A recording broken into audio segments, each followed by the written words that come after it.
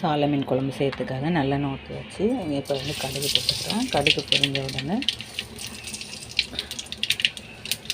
கொஞ்சம் சீரகம் ஆட் பண்ணிக்கலாம். இந்த வெங்காயம், கருவேப்பிலை நல்லா கிளறி வச்சுக்கலாம்.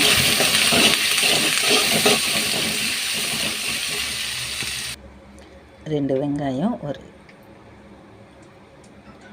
2 தக்காளி இதை அரைச்சிக்கலாம். அது கூட வந்து பூண்டும் போட்டு அரைச்சிக்கலாம். வெங்காயம் தக்காளி இதெல்லாம் நல்லா அரைச்சாச்சு. இதை வந்து இதில் போட்டுக்கலாம்.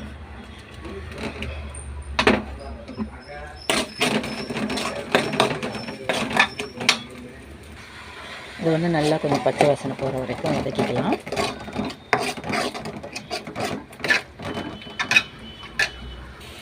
காரத்துக்கு மிளகாத்தூள் போட்டுப்போம்.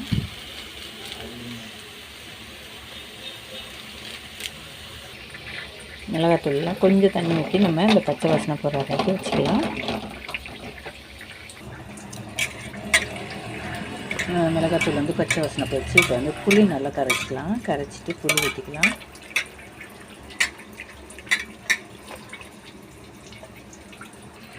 புளி ஊற்றியாச்சு. இப்போ வந்து கொஞ்சம் தேவையான அளவுக்கு தண்ணி ஊற்றிக்கலாம்.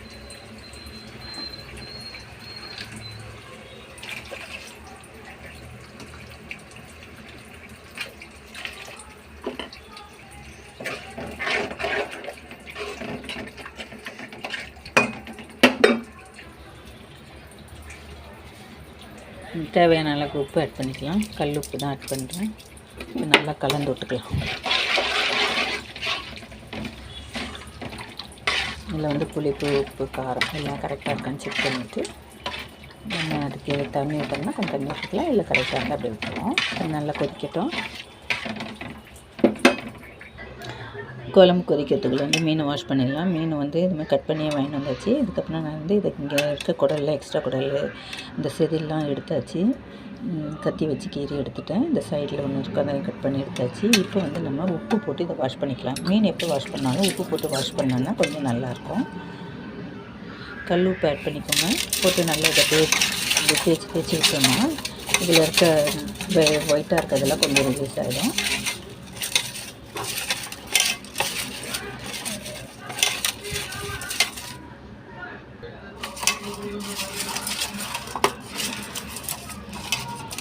இப்போ வந்து நல்லா தண்ணி போட்டு வாஷ் பண்ணிக்கலாம்.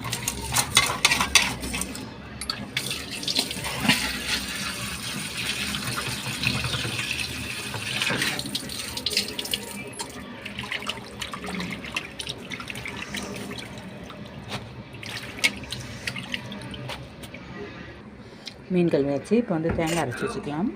ஒரு அரை முடி தேங்காய் எடுத்துருக்கேன். இதை நல்லா அரைச்சிக்கலாம். இது வந்து வெங்காயம் சீரகம் போட்டுக்குவோம். இந்த வெங்காயம் பாதி வெங்காயம் போட்டுக்கிறேன். சரி, கொஞ்சம் கருவேப்பிலை இதெல்லாம் போட்டு நல்லா அரைச்சி எடுத்துடலாம். குழம்பு நல்லா கொதிச்சிச்சு. இப்போ இந்த தேங்காய் வந்து அரைச்சி தேங்காய் அதில் போட்டுருவோம். நல்லா கலந்து விட்டுக்கலாம். கலந்து விட்டுட்டு இன்னும் தேங்காய் கொஞ்சம் கொதிக்கட்டும். அப்புறம் மீன் நம்ம போட்டுடலாம். ஃப்ளேவருக்காக 3 பச்சை மிளகாய் போடுறேன். மாங்காய் கொஞ்சம் போட்டுக்கலாம்.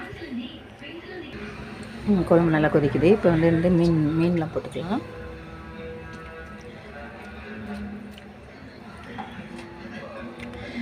மீன் போட்டாச்சு. மீன் போட்டு ஒரு 10 நிமிஷம் நல்லா மீன் வேகட்டும். 10 நிமிஷம் தான் போதும். அதுக்கப்புறம் நம்ம ஆஃப் பண்ணிடலாம். இறக்கும்போது வந்து கொத்தமல்லி இலை தூவி நம்ம இறக்கிட்டால் மீன் குழம்பு டேஸ்ட்டாக இருக்கும்.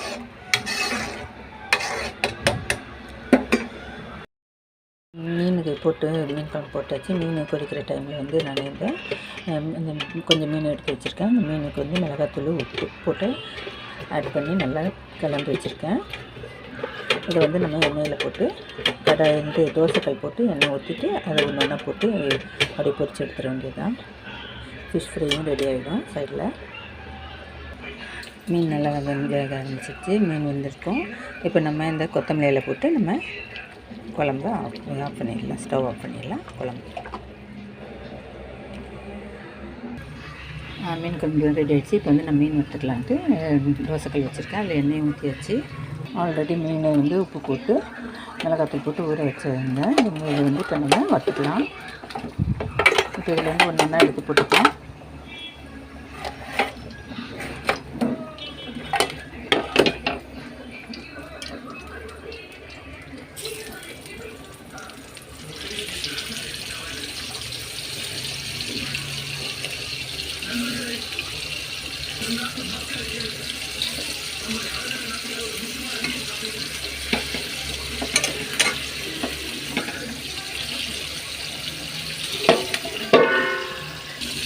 மூடி எடுத்துட்டேன். இப்போ மூடி எடுத்து கொஞ்சம் வெந்துருச்சு. இப்போ திருப்பி போட்டுக்கலாம் மீனை. அப்படியே ஒன்று ஒன்றா திருப்பி போட்டுக்கலாம்.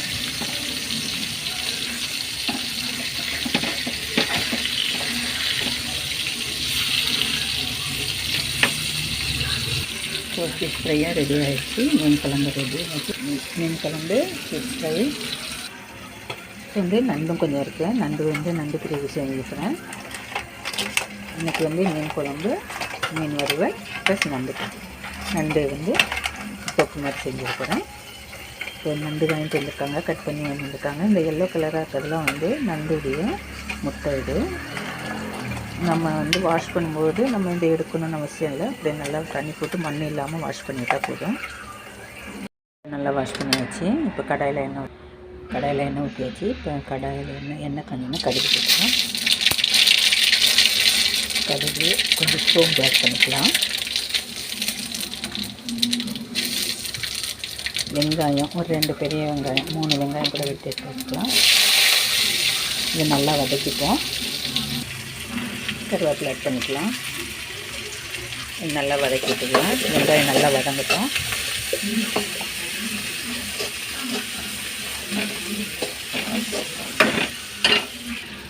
வெங்காயம் வந்து வதங்கிடுச்சு. இப்போ நம்ம நண்டு அதில் போட்டுக்கலாம். நண்டு வாஷ் பண்ண நண்டு எடுத்து அதில் போட்டுக்கலாம். நான் வந்து இப்படி முழுசாக தான் போடுவேன். இது இந்த முழுசாக வேண்டான்றவங்க இதை நீங்கள் பாதி கட் பண்ணி கூட போட்டுக்கலாம். காலை தனியாக கட் பண்ணி போட்டுக்கலாம். இந்த 2 ஆஃபாகவும் கட் பண்ணி போட்டுக்கலாம். நான் வந்து முழுசாகவே போட்டுருவேன். இதை கொஞ்சம் நல்லா வதக்கிட்டு கொஞ்சம் நண்டு வேக பண்ணிடலாம். இதில் வந்து இஞ்சி பூண்டு பேஸ்ட் கொஞ்சம் அரைச்சி போட்டுக்கணும். அதே நல்லா சேர்த்து வதக்கும்.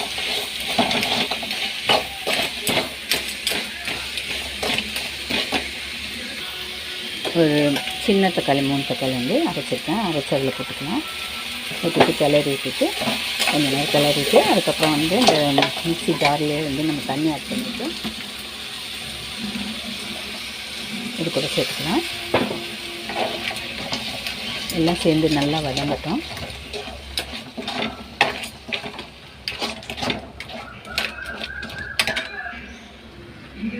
கொஞ்சம் மஞ்சள் ஆட் பண்ணிப்போம்.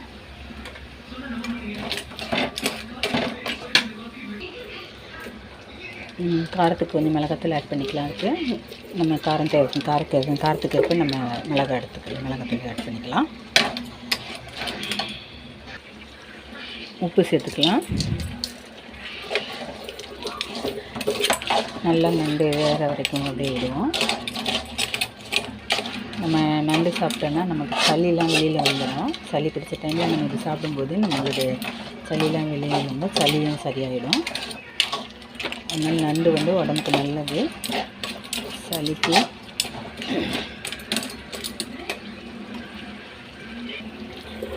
நண்டுக்கு நம்ம எப்பவுமே வந்து பெப்பர் கொஞ்சம் ஆட் பண்ணிக்கணும். அப்போ தான் நல்லது. பெப்பர் வந்து கொஞ்சம் சளியை போக்கக்கூடியது. கொஞ்சம் பெப்பர் தூளை நம்ம லாஸ்ட்டாக ஆட் பண்ணிக்கலாம்.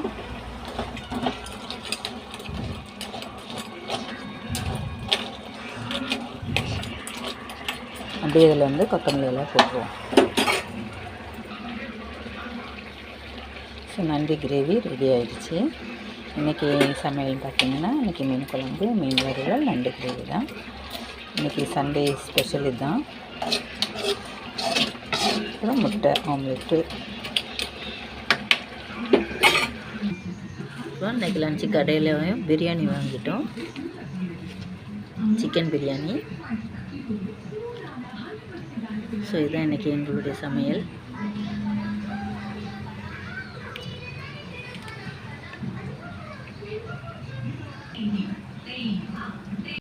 இன்றைக்கி லன்ச்சு பார்த்திங்கன்னா ஒயிட் ரைஸ், சால மீன் குழம்பு,